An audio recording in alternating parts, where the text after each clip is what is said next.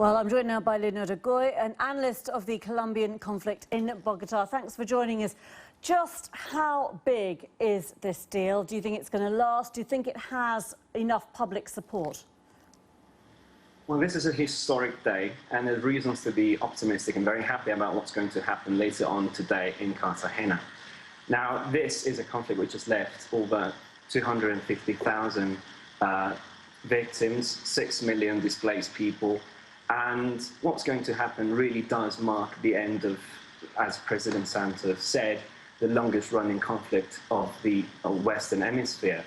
There's reasons to be optimistic about whether or not the peace treaty will be long-lasting, because there seems to be a change in the discourse of the government and the FARC. They both have realized that it's very clear that winning on a military level is no longer an option, and therefore peace does seem to be the only solution.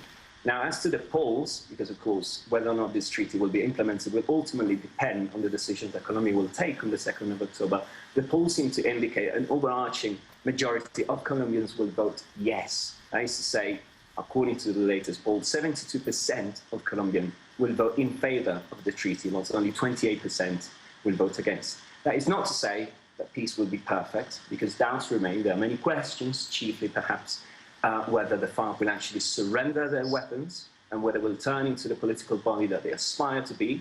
But there are reasons to be happy, and this might actually be the day of peace which Colombia so desperately needs. In terms of the impact, in the wider region, if you like, the drugs trade, of course, is something that's been linked very much with this whole history. What is the impact realistically at the moment on that, do you think, looking ahead? Well, OK, let's put it like this. The FARC control over 60% of the cocaine produced in Colombia, which amounts to a yearly revenue of over, according to some studies by the government, $3.5 billion US. And what is also worrying is the fact that ever since the early 2000s, the FARC began talks with Mexican drug cartels, chiefly right now the Sinaloa cartel.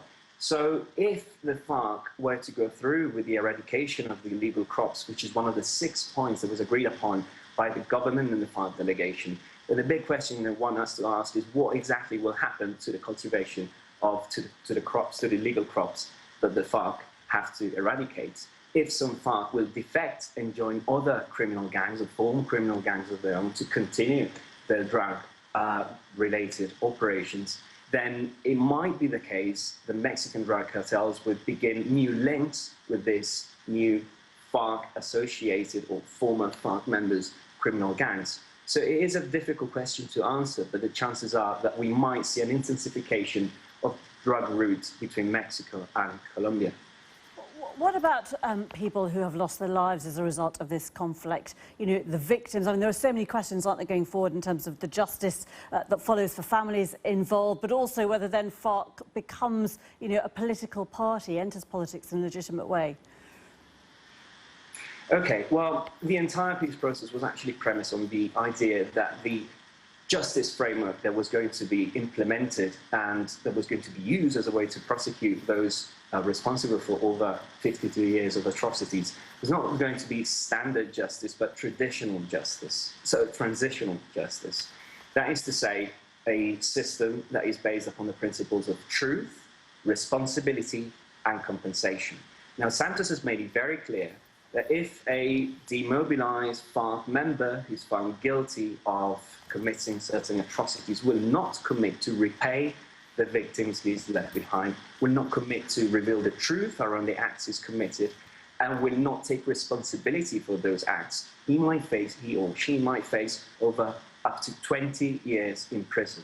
Okay. So one of the main, perhaps the chief part of the discourse promoted by former President Alvaro Uribe, who's now leading the No campaign for the referendum, is the fact that implementing this peace treaty will ultimately mean impunity for all FARC members, and that we will surrender the country to the FARC, and Colombia might actually face the same trajectory that Venezuela followed after the rise of former President Chavez. OK, I'm really sorry we're out of time, but it's been great speaking to you. Thank you very much indeed for your time. Thank you, Leonardo. Thank you.